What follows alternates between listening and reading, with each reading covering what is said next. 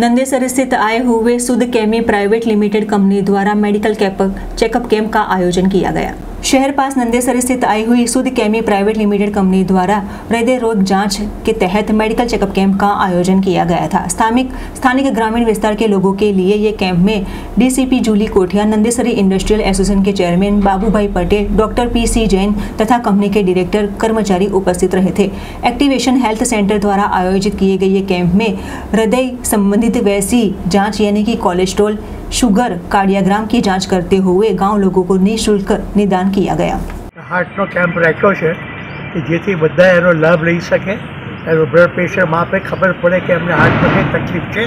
आजकल हार्टना प्रॉब्लम बधा बहुत थई रह्या छे।